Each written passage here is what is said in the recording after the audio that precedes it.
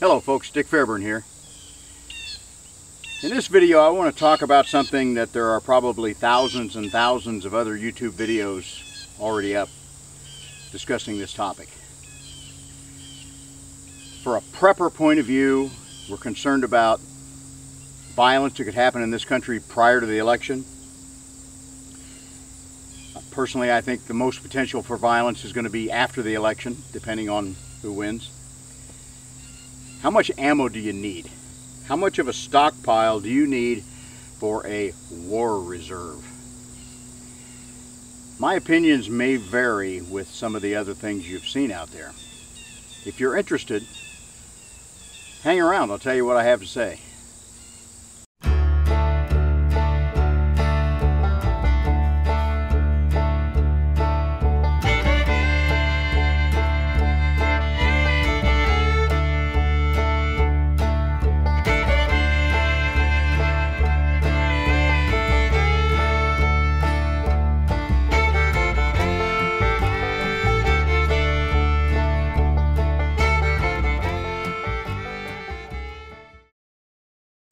Do you have a stockpile of ammunition put away for your primary fighting weapons should the time come that you need to defend your family, your home, your neighborhood from whatever kind of violence we may see? I have a stockpile like that. My stockpile has been complicated by the fact that for more than 30 years I was a gun writer for some police publications. And when I started back in the 80s, there were maybe 100 gun writers in the country writing for various magazines, and a couple of us dealing with primarily police magazines. At the time, if I was going to test a new weapon, I knew the names of all the media reps from the ammunition manufacturers. I could call one up and say, hey, I'm going to be shooting the Marlin 45 Camp Carbine test back in the day. Could you send me some ammo? And I never told them how much. I would tell them if I wanted some specific loads to look at, and depending on the company, you know, a few days the box would show up with a few boxes of ammo.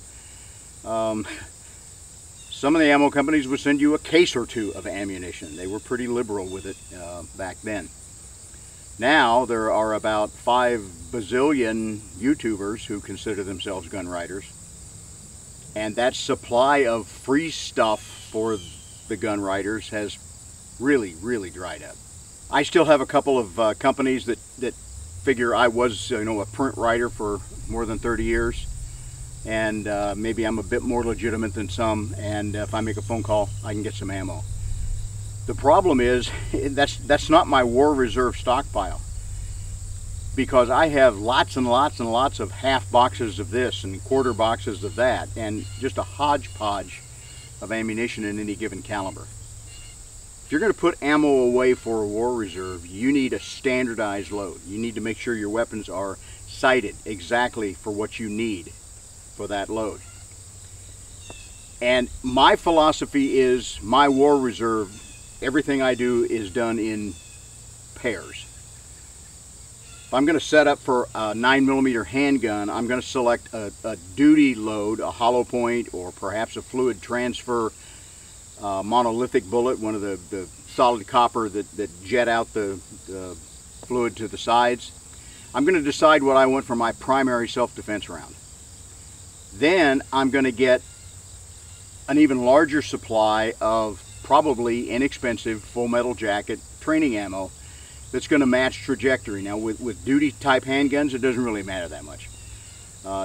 Most of them have fixed sights. Most of them are going to put the shots pretty much in the center of the silhouette target all the way back to 25 yards, which is probably maximum effective range for most pistol shooters. Now there are exceptions.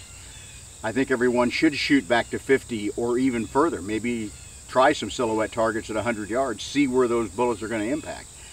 Because we know in Indiana, just a year or so ago, a young man made some shots at 40 yards in a mall food court and saved a number of lives by taking down an active shooter. So those longer shots are important. But for most of us, especially as our eyes get older, 25 yards is probably a long shot.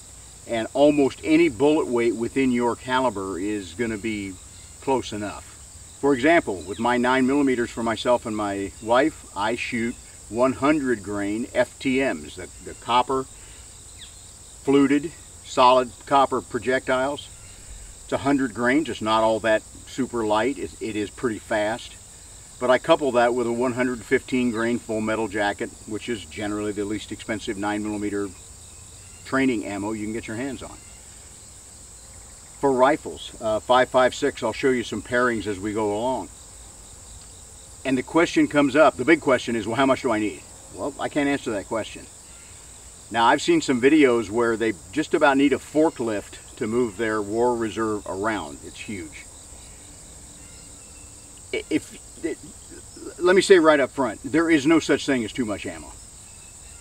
Get as much as you want, get as much as you can afford. Store it in such a way that it's not going to get damaged in the process, and it will pay off for you in the long run. If nothing else, 5 years down the road, you're going to be shooting ammo that costs a whole lot less than it will 5 years from now. For duty pistols, for self-defense pistols, if you have 100 rounds of your duty load for each person who's carrying that given caliber, that's really quite a lot. That's several engagements. And the odds of you being in one engagement with a sidearm is low. Obviously that will go up if bad times come our way. But 100 rounds of that ammunition is quite a lot. 200, I think, should be adequate for a very long time. And that's the question. How long a time do we need to prepare for? Is this grid down, Russia has hit us with an EMP and it's going to be years and years before normality comes back? Well, then maybe you need a lot more ammo. But I think realistically that kind of event is going to be beyond the ability of most of us to survive in the first place. That's just the cold hard facts. So 100 to 200 rounds of your duty sidearm ammunition, I think, will be plenty.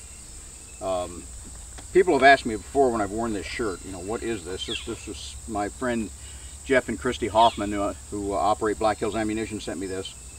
I thought it was pretty cool when I first saw it. This is the stencil of their ammo cans that they sell the military with the Mark 262 Mod 1 load. Pretty cool. At a gun show a couple of weekends ago, I see a pile of ammo cans there for sale, and I need another ammo can about as much as I need another hole in my head. But I saw this one, and it is the Black Hills Mark 262 Mod 1. It matches my stencil, with one difference that I think is pretty funny. The bottom line here on the shirt is not on the can, where they call it a can o' whoop ass. The Mark 262 is arguably the best load out there for the 5.56 right now. The Marines are using one, I believe they call a Mark 318, that they're very happy with. I'm not familiar with that load at all. But this load is extraordinarily accurate. It will give you as much range as is possible with your 5.56 platform, depending on your barrel length. And it has a really good performance record in terms of terminal performance. When it hits the bad guys, they have a tendency to fall down. So it's a really good load. Brand new cans, even got the new can smell. But I thought it was pretty cool, and so I had to buy one more ammo can to match my shirt.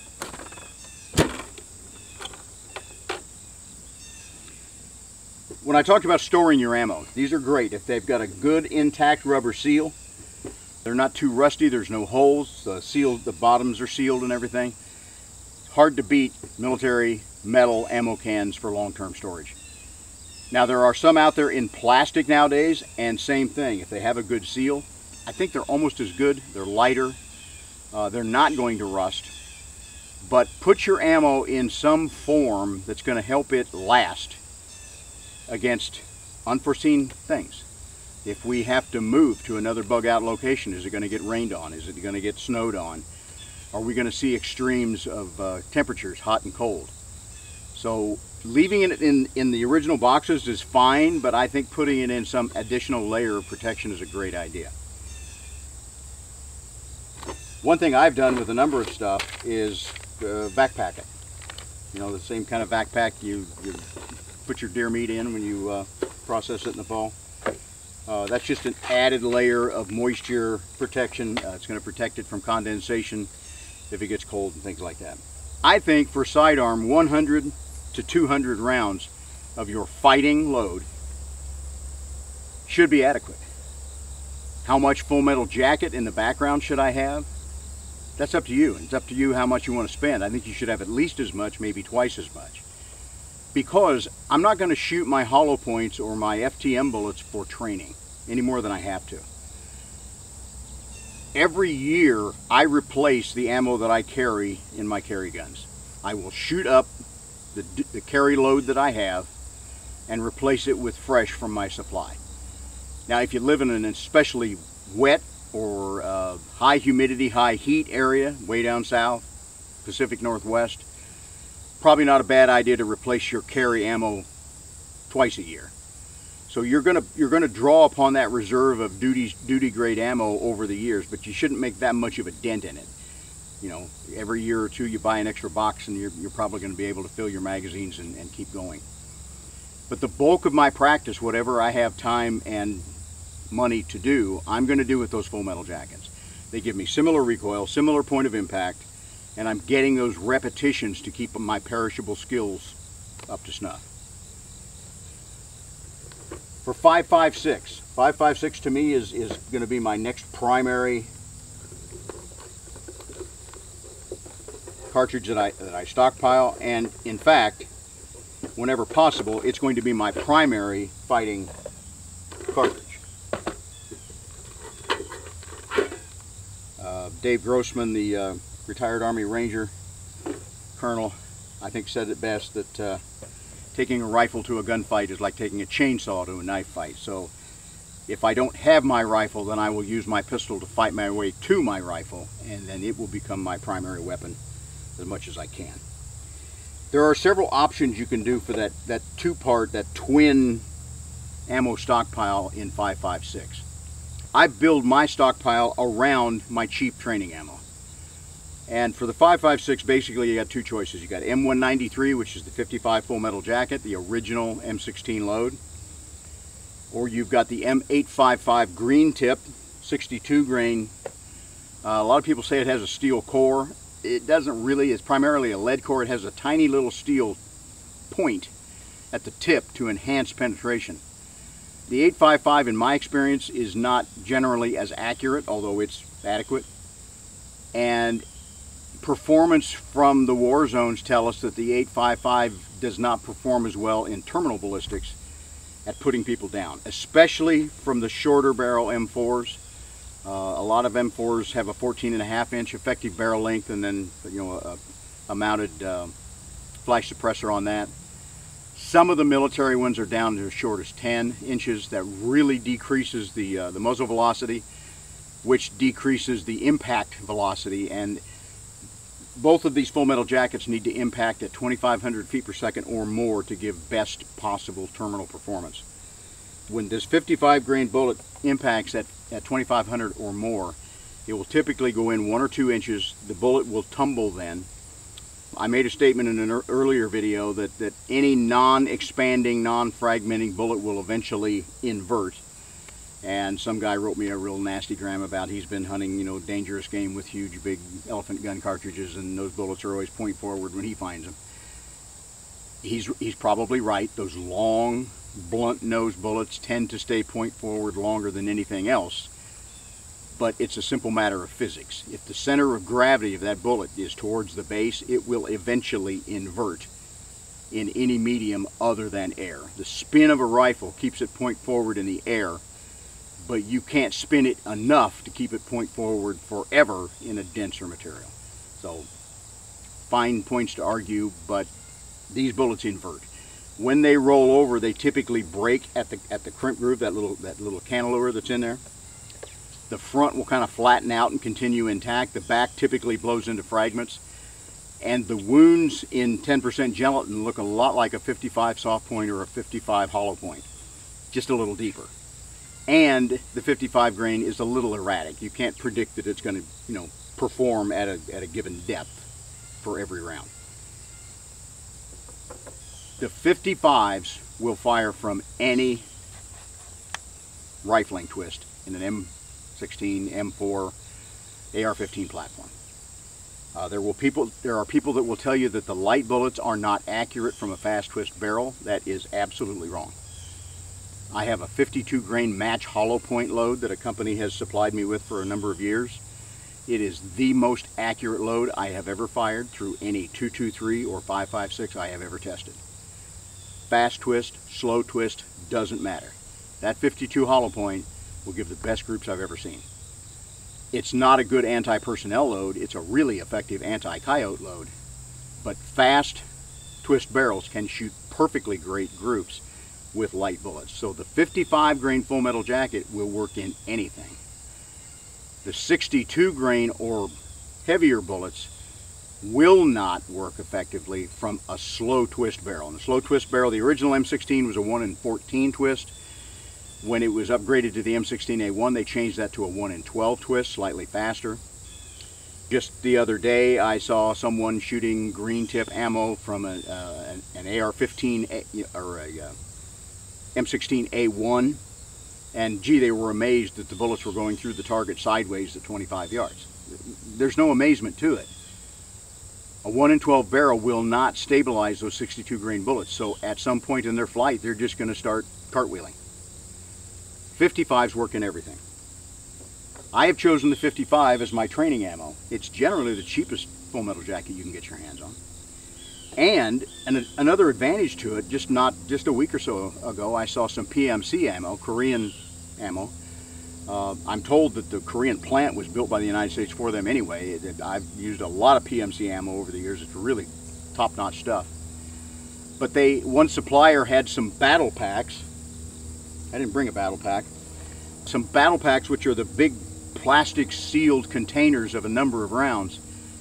They had the M193s in 200 round battle packs in stripper clips in battle packs for pretty reasonable prices. That's a great way to buy that stuff because you can throw that stuff in the lake and it's going to be just as good 10 years from now as it is the day you threw it in the lake. They're completely sealed.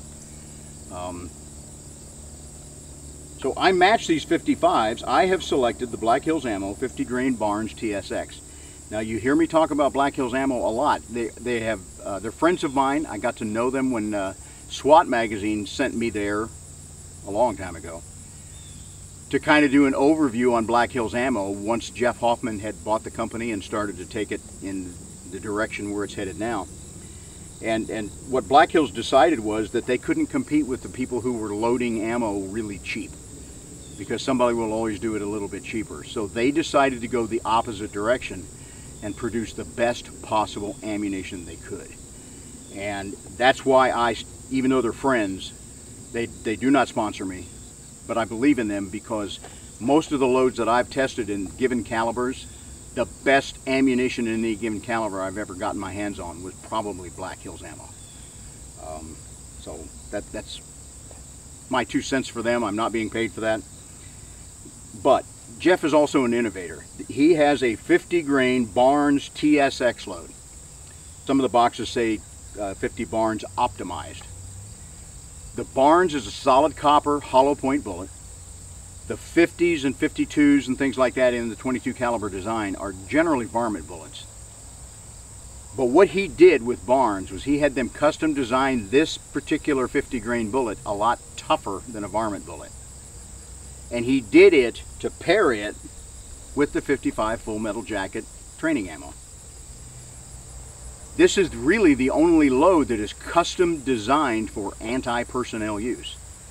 It was designed for police patrol rifles. It will go through the 8-part barrier test that the FBI uses like they're not there. It's almost barrier blind. Goes through the glass, still performs. Goes through the body metal, still performs, just as you would expect. It gives tremendous expansion and terminal performance out to about 200 yards. And because the bullet has been toughened beyond their 50 grain varmint bullet, that's the threshold of velocity. Past 200 yards, and I have not tested this to verify it, but Jeff tells me beyond 200 yards you cannot trust this thing to open up and give that terminal performance. It may just stay intact and act like a full metal jacket. But the vast majority of police shootings, the vast majority of police rifle shootings are inside of 25 yards, certainly inside of 50 yards. 200 is extreme range, so that's enough to do a really good job of this stuff. Now, any of these Barnes all copper bullets from Black Hills Ammo, these are not cheap. These 5.56s, this is August of 24. The price on them is back down to about 55 cents a round. These things are going to be $1 to $1.25 a round. How much of this am I going to have on hand? I want 2 combat loads. What's a combat load for you? When I was in the Army, a combat load was 7 30-round magazines or 210 rounds. I'm not an infantry guy anymore, obviously, by the age and the extra pounds. So a combat load to me, at this point in my life, is probably going to be 3 30-round magazines. So there's that same number as I said about handguns, around 200 rounds. I think 200 rounds of this is going to be a lot of fighting ammo. And the advantage is this 55 full metal jacket bullet actually gives pretty reliable terminal performance out to about 200 yards.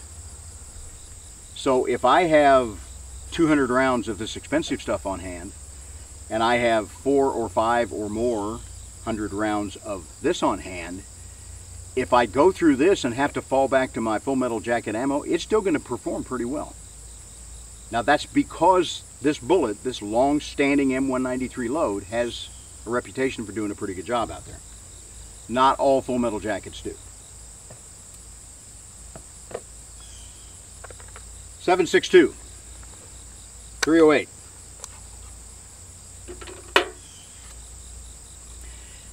Do you need 200 rounds of this? If you can afford it, certainly. Duty type load. I match this again. The military full metal jacket load for the 7.62 by 51 NATO is the M80 ball. It's a 147 grain bullet. I'm sure it's based on a gram measurement from some the NATO countries. Basically, we're going to call it a 150 grain bullet. I'm going to match that with some kind of really accurate, really fragile almost expanding bullet, and the plastic point bullets I think are the way to go. I mean, there are Hornadys, there are Noslers, there are others. Sierra has them out now. The 308 has enough power that I want that bullet to open up fast. That's going to cause a devastating wound in a human being. You put one of these plastic point bullets, 150 grain bullets, at a muzzle velocity of about 2,800 or so to match the M80 ball. If you put that in the chest of a human being, I really don't see how they're going to, first of all, survive. But I'm not concerned about their survival. I'm concerned about stopping them. And I just can't imagine they're going to take one and still be up and be much of a threat to anyone. So that's my load. Now I'm going to back that up. So if I have 100 or 200 of these, I should be good. My idea of a combat load on the vest that I have, the carriers I have will carry 2 magazines, either 7.62 or 5.56. So to me, a combat load of this, again, 3 magazines, but they're 20s. So that's 60 rounds. 120 would probably get me by. How much full metal jacket? Much as I can afford, because I'm going to use that to train as much as I possibly can. And I had a battle pack laid out of some M80 ball, and I forgot to throw it out. So I have an adequate supply of that.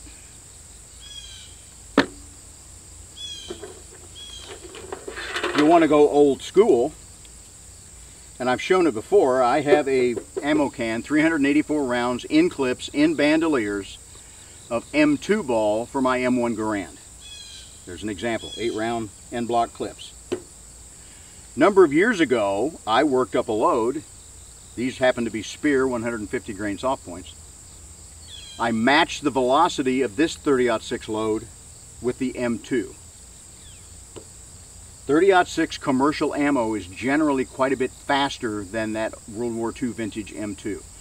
And that can stress the M1 Garand. There are varying opinions about how badly it's going to stress it, or some say break it. There are gas plug adapters that will let you tune the rifle to work with that hotter ammo. But from my point of view, I just said, hey, I've got a really good supply of M2 ball. I chronograph it. I work with powder load, and most of the World War II vintage stuff was loaded with IMR 4895. I used the same powder, 4895. I matched the velocity of this 150 spear, and I've got 20 of these, so I've got 160 rounds in clips, ready to go.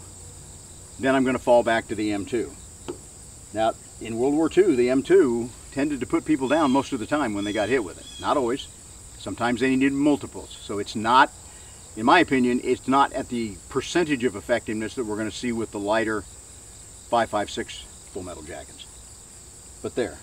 Going back to the 7.62 for a minute, commercial .308 ammunition using these modern soft points or plastic points is generally going to be quite a bit faster than the M80 ball. The M80 ball kind of matches this with a 147 at around 2,800 feet per second. That's going to vary by barrel length, of course.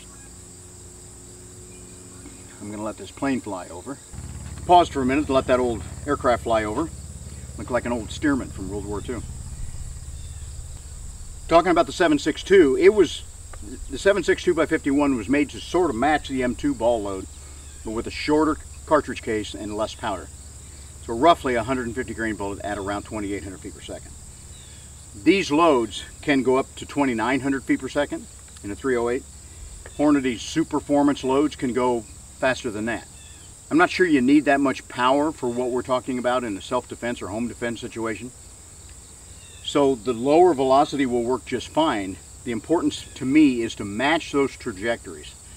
So if at some point I'm running out of this good plastic point whoop-ass ammunition and I have to fall back on my supply of full metal jacket, I don't want to go resight the rifle. I want them to match trajectories out to reasonable range, 200, 300, 400 yards, so I can use those two ammunitions interchangeably. That's my philosophy. It doesn't have to be yours.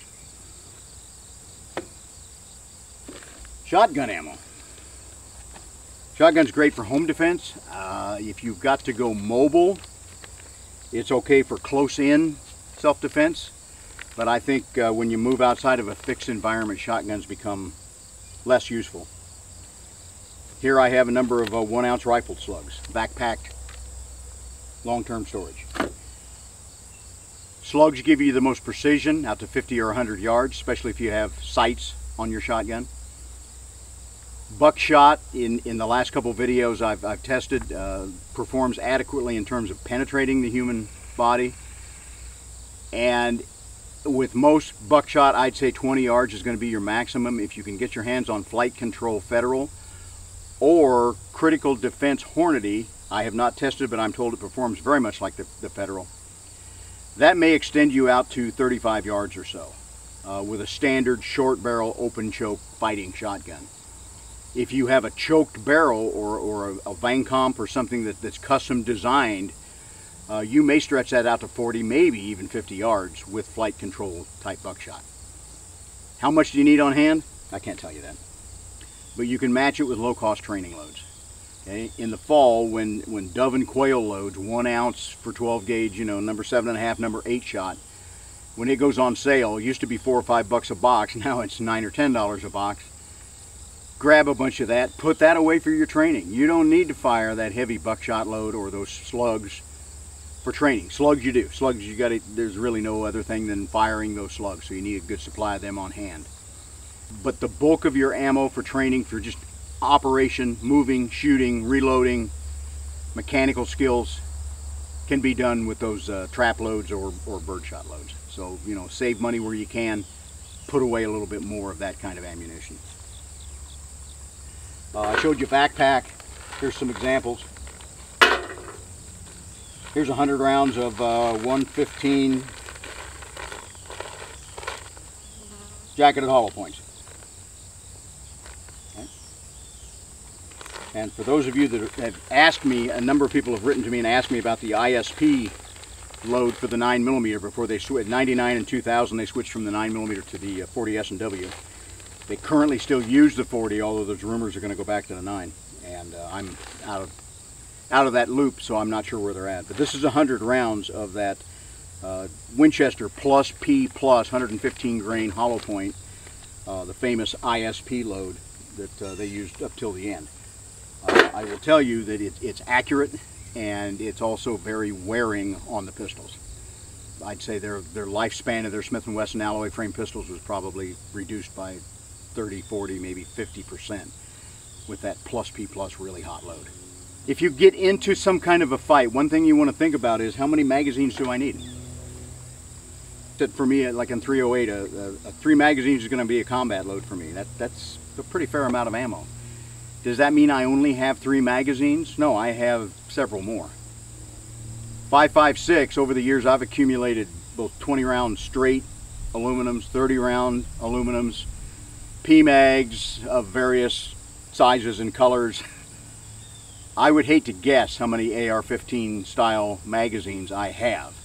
In Illinois, technically you have to register those now, except retired law enforcement are exempt, so I ain't registering nothing. And based on the numbers of the registry, 98 to 99% of the citizens of Illinois also said I ain't registering nothing. So the state doesn't really know how many I have and don't know how many others have.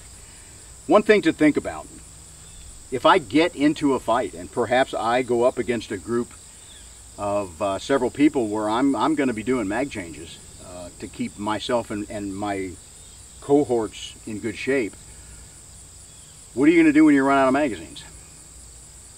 We didn't see it in past wars, but in the global war on terror, the fighters out there realized that, hey, I might have some spare ammo with me, but it's generally in my backpack, and it's generally in stripper clips or bandoliers or boxes.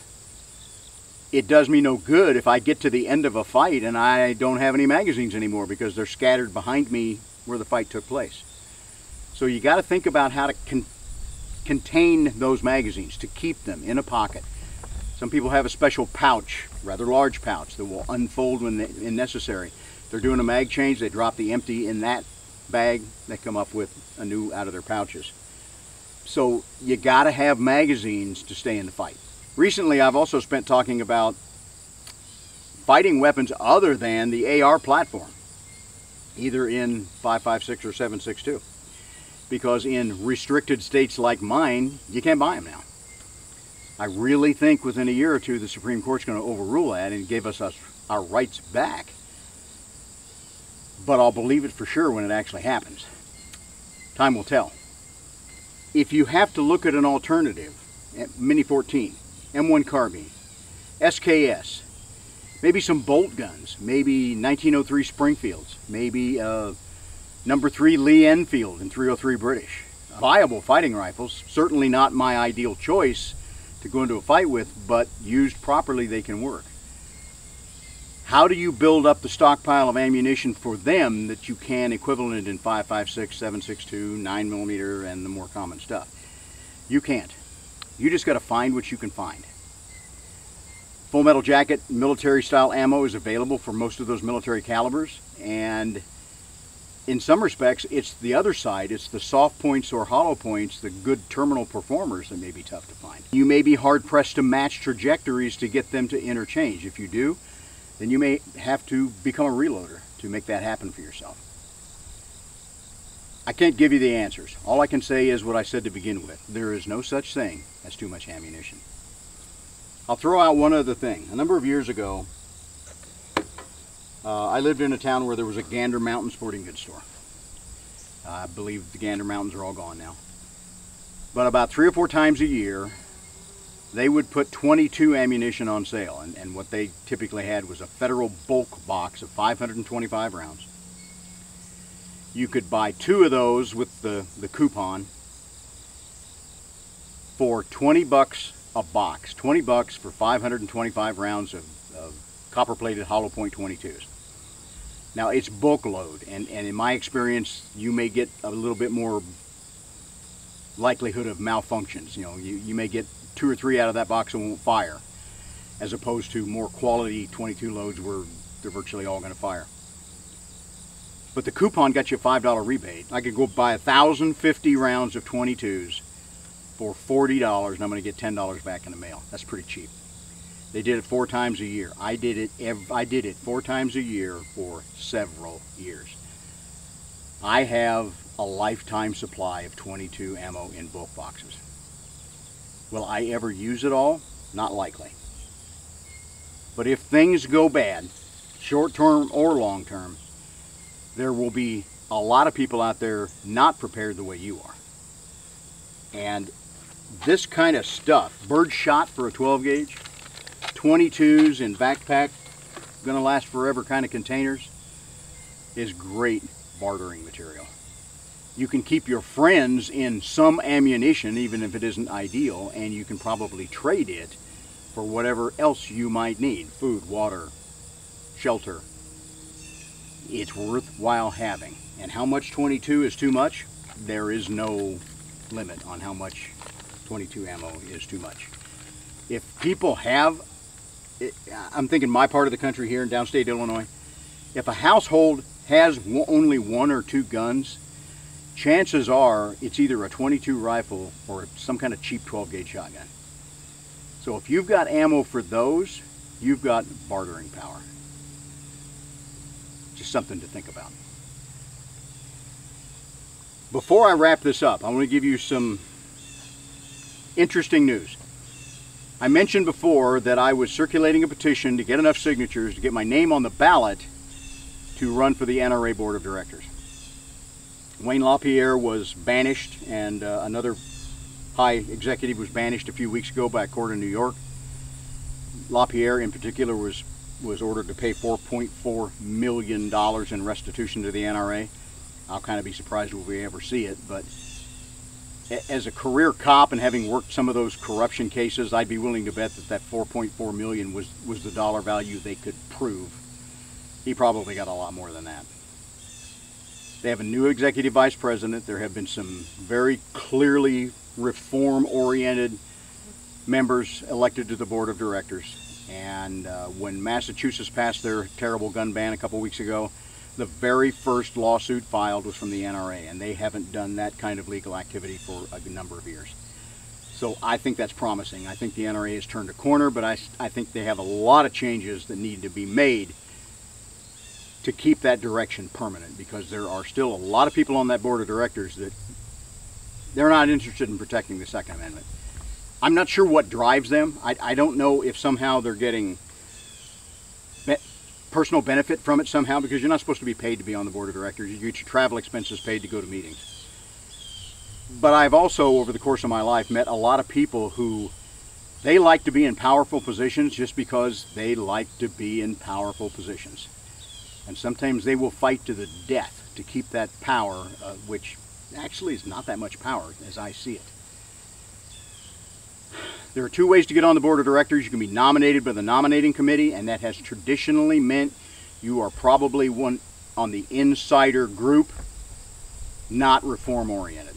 About 10 years ago, I got a packet saying that my name had been submitted to the nominating committee. Fill out the, your life history here. I never heard anything more from it, so apparently I was not considered at all.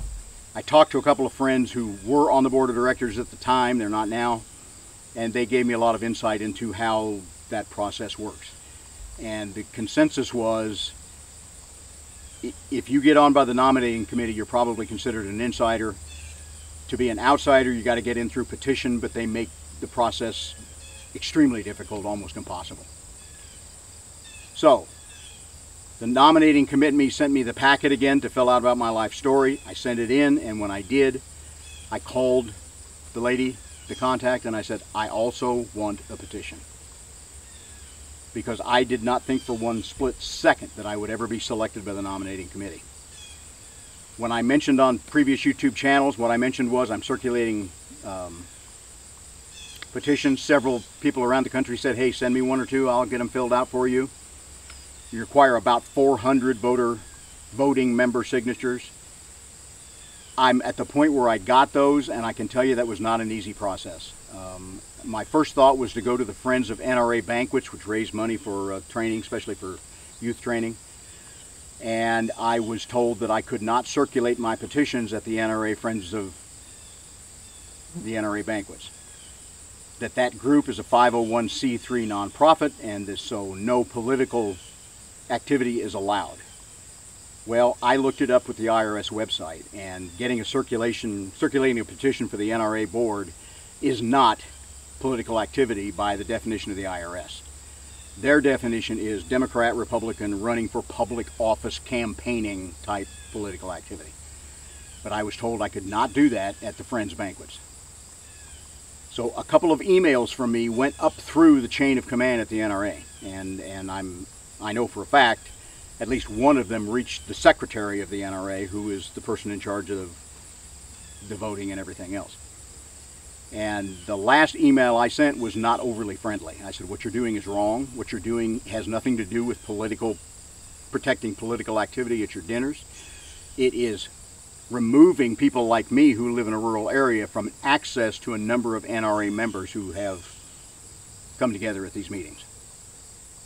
So to me, it was just one more step in them trying to stop you from getting petitions signed.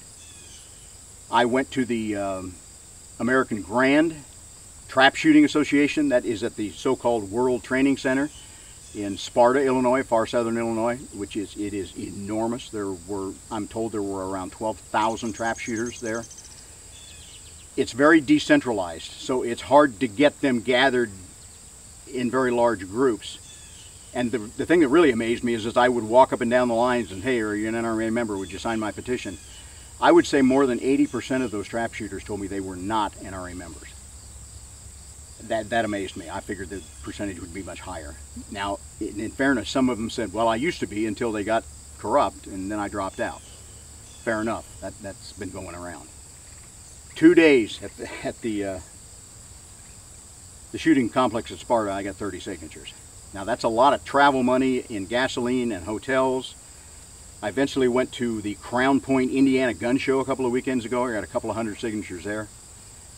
And I am at essentially the number of signatures I need at 400. But on the advice of people who have tried it before, they said you better have anywhere from 50 to 100% more signatures, because they're going to line out anybody they say they can't read. They're going to line out anybody who is not actually a current member. They let it lapse. And probably more than a third of those signatures do not have the membership number on them because people don't carry their cards. So then I have to call a special number at NRA headquarters.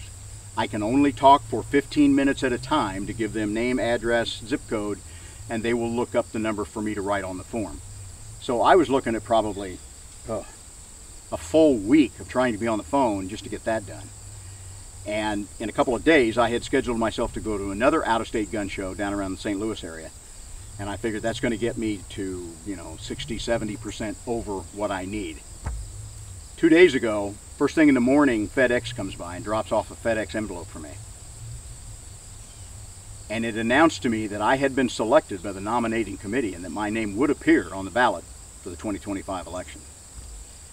And to say that I was flabbergasted is an understatement. And my friends who have been helping me in this were just as flabbergasted.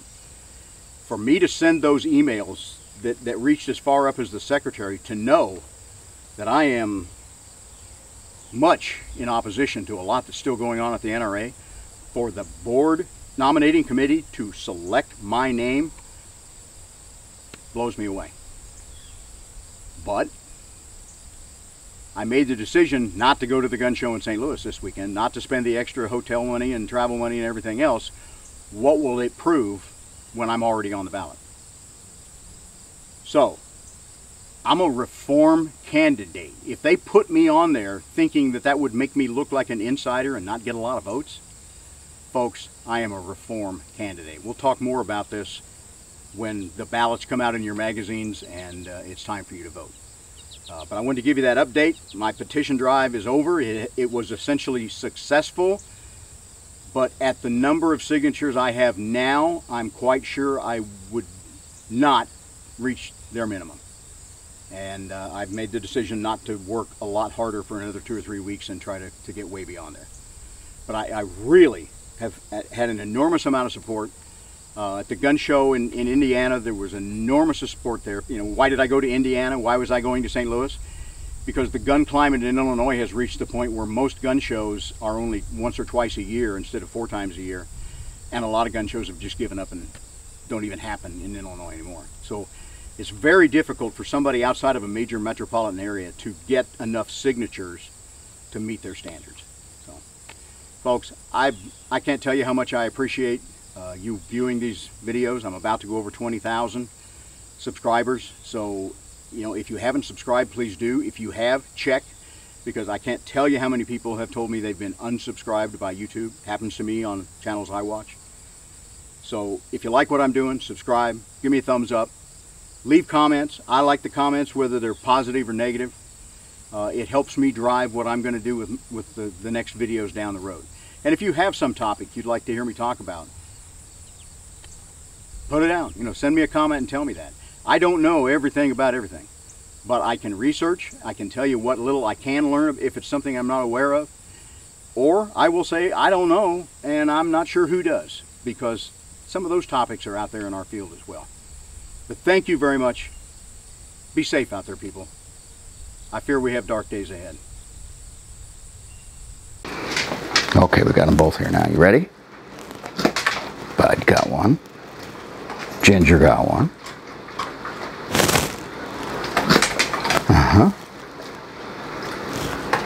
Oh, she missed it. She usually gets them, doesn't she, Bud? Okay, girl, last one. You ready? You ready?